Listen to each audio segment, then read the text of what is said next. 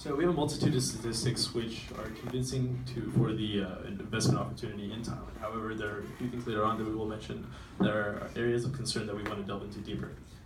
Some of those statistics are the average GDP growth is 8% per year, which is a very convincing factor. We also have a $14.329 billion inflow, which is a 100% increase from 1993.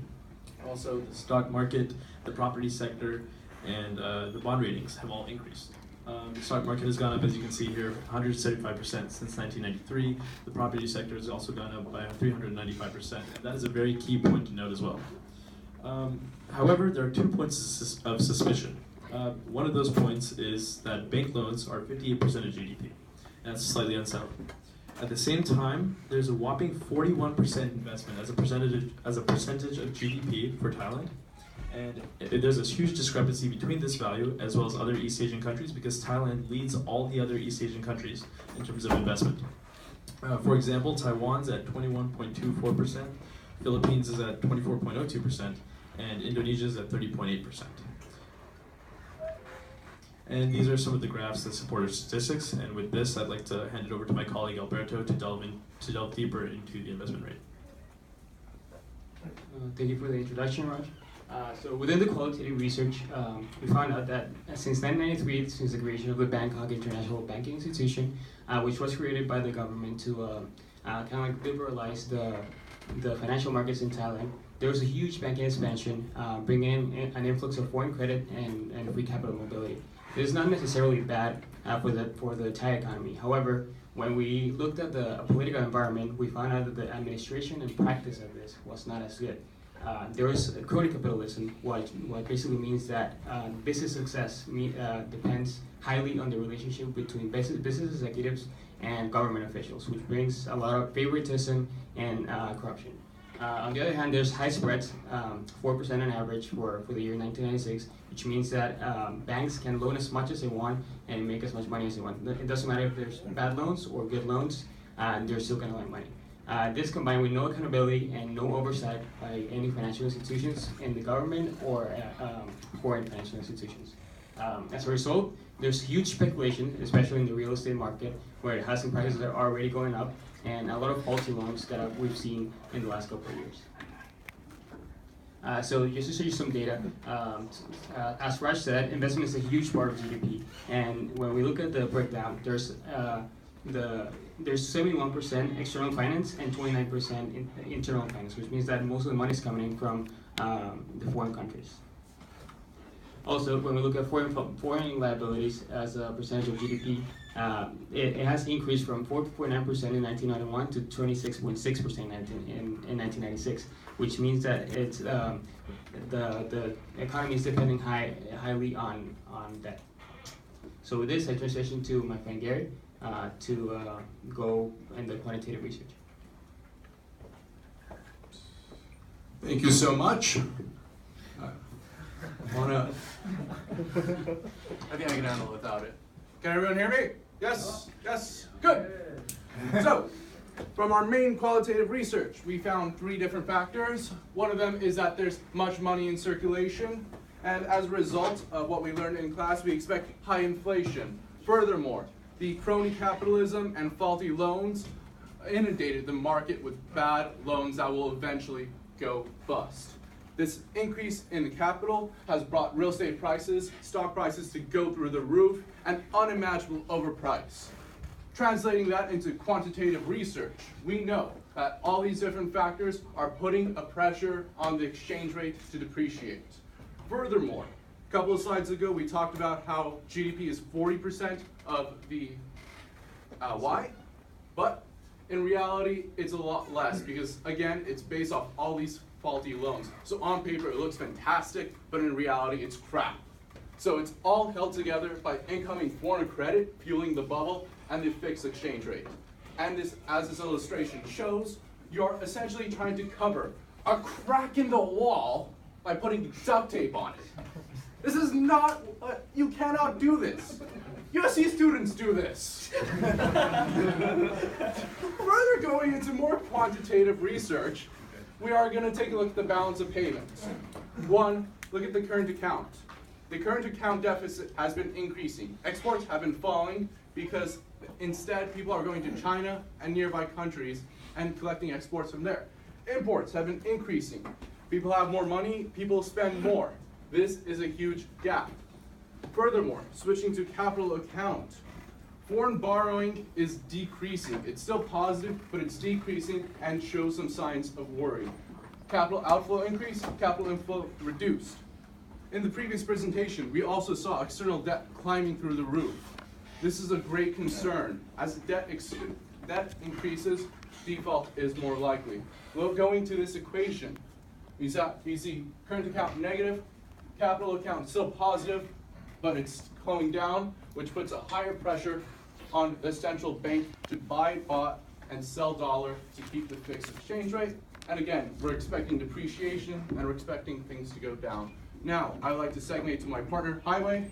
Highway, please take over. Thank you, Gary. So, we can see from here that we know from the quantity theorem of money and PPP and also the balance of payment, we know that the currency is going to depreciate. However, at the moment, it's not actually depreciating because the Central Bank of Thailand is holding a fixed exchange rate system, and it mainly does so by setting off the foreign reserve. And we can see here, in 1995, there is a decrease in the foreign reserve of the central bank. It can only do so until it runs out of foreign reserve, but we don't know when that's going to happen. So what we're trying to do is to launch a speculative attack on the currency so that the fixed exchange rate system would break within a year. This attack would cause panic in the market. People would start to sell their assets denominated in Thai baht, and this would cause bank run and capital flight. And in the end, this would become a self-fulfilling prophecy.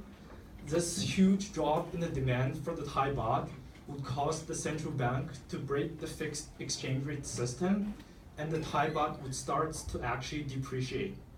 From that, I'll hand over to Arjun to talk about how we make a profit off of the depreciation.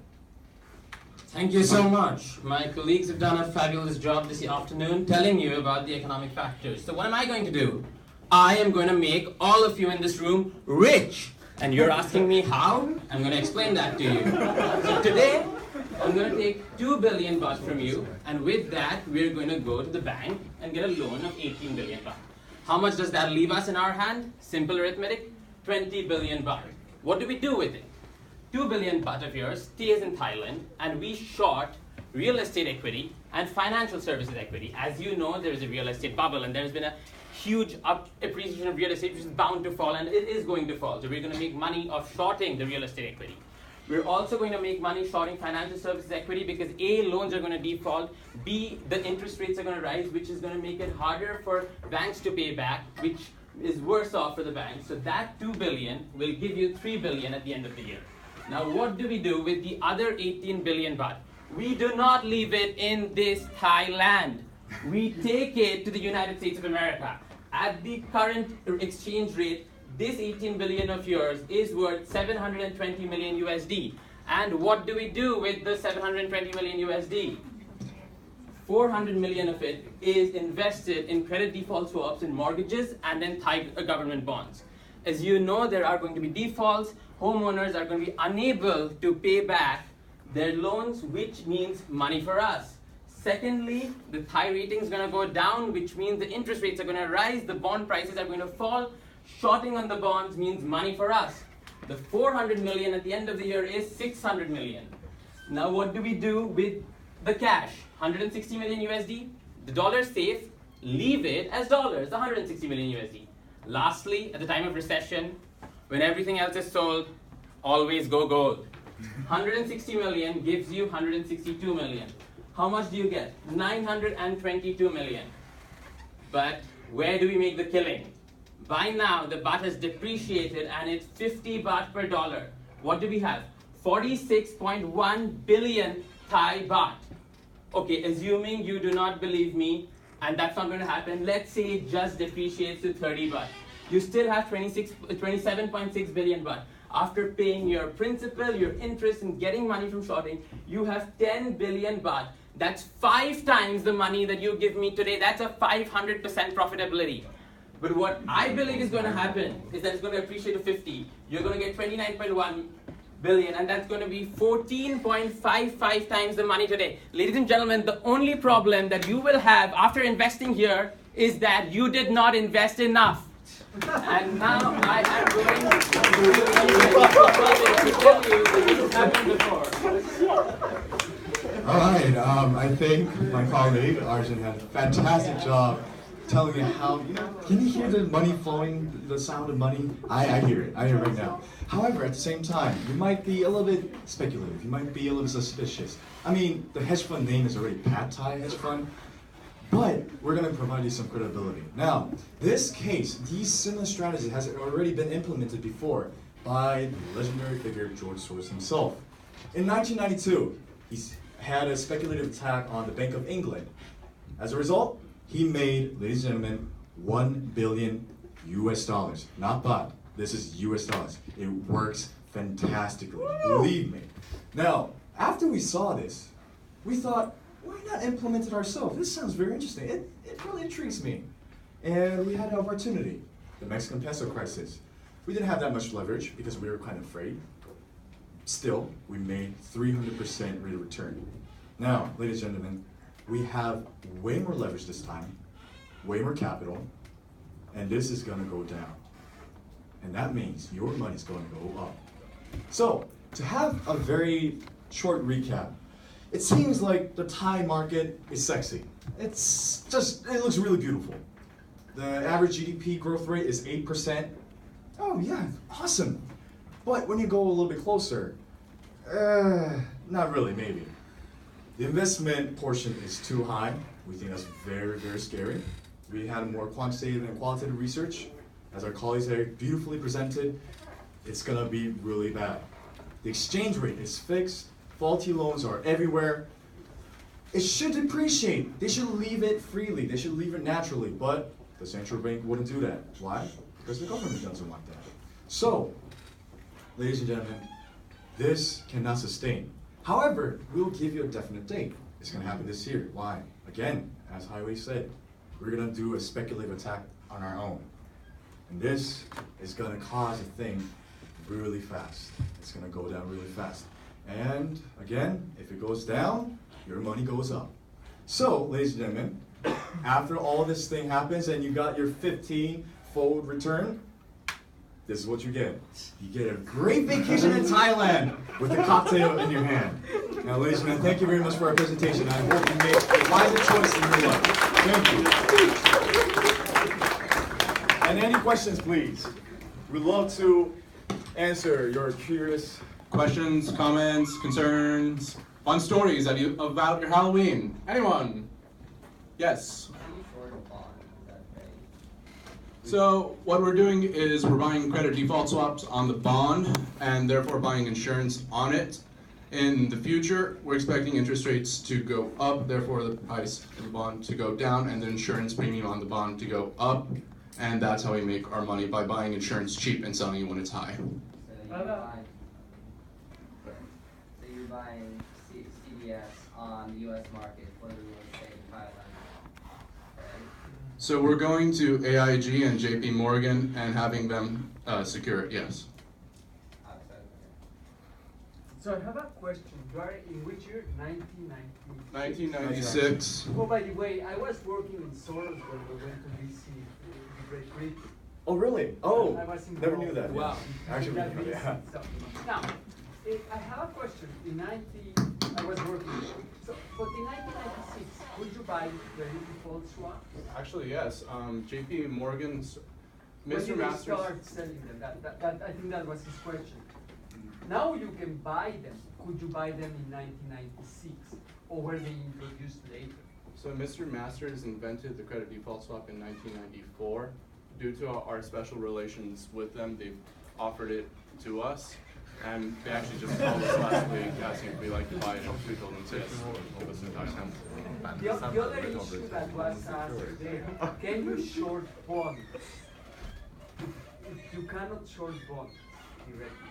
It is very, you need to borrow them and then you pay interest.